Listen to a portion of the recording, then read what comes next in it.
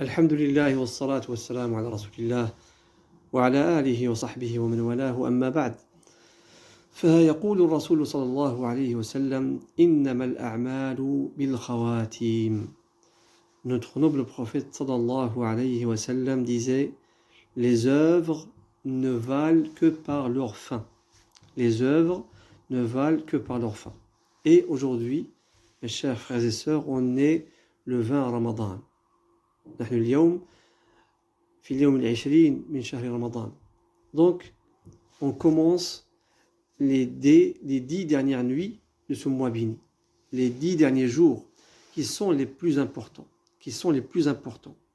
C'est pourquoi d'ailleurs, le prophète sallallahu alayhi wa sallam y consacrait beaucoup plus d'adoration. Certes, le prophète, durant les 20 premiers jours de Ramadan, faisait beaucoup d'adoration, mais quand les 10 derniers jours et les 10 dernières nuits commençaient, c'est autre chose. Notre mère, Aïcha radiyallahu anha, nous décrit comment le prophète, qu'est-ce que le prophète faisait en plus durant ces 10 dernières nuits. Et pourquoi?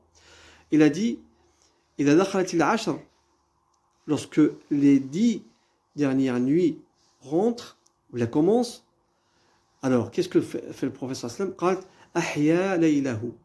Il veille sa nuit. Il consacre une grande partie de la nuit à l'adoration. Est-ce qu'il consacre toute la nuit? Dans un autre hadith, elle dit que le prophète sallallahu alayhi wa sallam n'a jamais veillé toute une nuit entière sans dormir. Donc ce qui veut dire, c'est que la majorité, une grande partie de la nuit, ça n'empêche pas de faire toute la nuit. Mais donc, إذا دخلت العشر كان الرسول صلى الله عليه وسلم يحيي ليله أحيا ليله. Ça c'est la première chose. Il consacre une grande partie de la nuit à l'adoration. Prière, lecture du Coran, invocation, évocation d'Allah subhanahu wa ta'ala. وأيقظ أهله. Deuxième chose, il réveillait les siens, ses épouses, pour justement assister à ce bien, à ces bénédictions qui descendent, à cette miséricorde qui descend durant ces nuits bénies.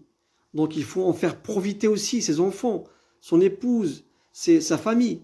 Donc le prophète sallallahu alayhi wa sallam veillait sa nuit, réveillait les siens, wajadda, il redoublait d'efforts, washadda al-mi'zar. Donc pour dire qu'il s'éloignait de ses femmes durant ces 10 dernières nuits de Ramadan, justement pour se consacrer encore plus à l'adoration. Et en plus, le prophète sallallahu alayhi wa sallam faisait al-i'tikaf, la retraite pieuse. Certes, donc c'est une sunna dans les 10 dernières nuits de faire, ou bien les 10 derniers jours de faire al-i'tikaf. Et l'i'tikaf se fait à la mosquée. Cette année, on est confiné, donc on ne peut pas le faire.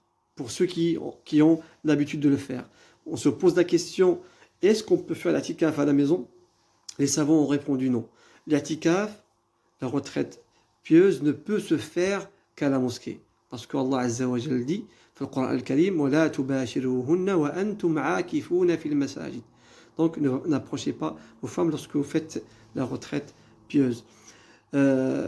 Donc le prophète sallallahu alayhi wa sallam redoublait d'efforts, redoublait d'adoration durant ces 10 dernières nuits et 10 derniers jours de Ramadan.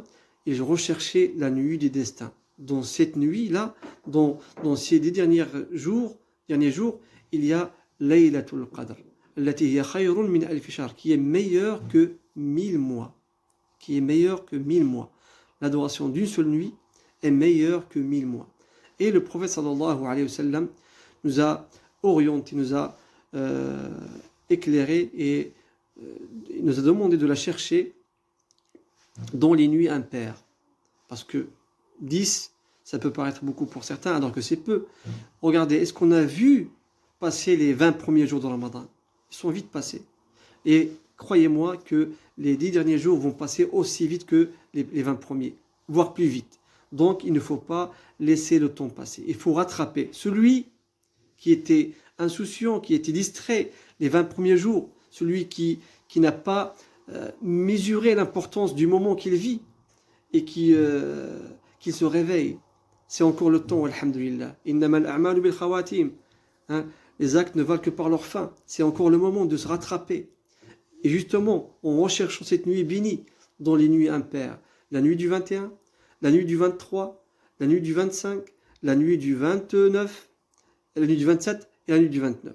Et aujourd'hui, on est le mercredi. Cette nuit, c'est une nuit impaire, la nuit du 21. Et vous savez que Laylatul Qadr n'est pas fixée, n'est pas fixée à un jour. Elle se déplace chaque année. Cette année, elle peut être la nuit du 21. L'année prochaine, ça peut être la nuit du 25. Donc, elle se déplace. Et d'ailleurs, à l'époque du prophète, sallallahu alayhi wa sallam, un jour, c'était la nuit du 21. Un jour, c'était la nuit du 21. Donc, certes, il y a beaucoup de textes qui appuient que c'est la nuit du 27, mais il n'est pas fixe. Il n'est pas fixé à cette date. Certains compagnons juraient que c'était la nuit du 27. Mais peut-être à une année précise. D'accord? Mais elle se déplace. Elle se déplace. Donc, qu'est-ce qu'on dit si jamais on arrive à connaître que c'est la nuit des destins? Notre mère Aïcha radiyallahu anha a posé cette question au prophète sallallahu alayhi wa sallam. Elle a dit: ô prophète d'Allah, vois-tu si je connais dans quelle nuit est la nuit du destin? Que dois-je dire? Que dois-je dire? Et le prophète sallallahu alayhi wa sallam a répondu. Il a dit: dis, ô Allah, tu es certes pardonneur. Tu es certes pardonneur et tu aimes le pardon. Alors pardonne-moi. Allahumma innaka afuun tuhibbul afwa fa'fu anni. Allahumma innaka afuun tuhibbul afwa fa'fu anni. Et c'est un dua qui rassemble tout le bien. L'imam Ibn al-Qayyim rahmatullahi alayhi a dit: lorsque tu as beaucoup de choses à demander à Allah Azza wa Jal et tu ne sais pas par quoi commencer, fais ce dua, demande-lui le pardon. Dis Allahumma innaka afoun tuhibbul afwa fa'fu anni. Oh Allah, tu es certes pardonneur, tu aimes le pardon, alors pardonne-moi.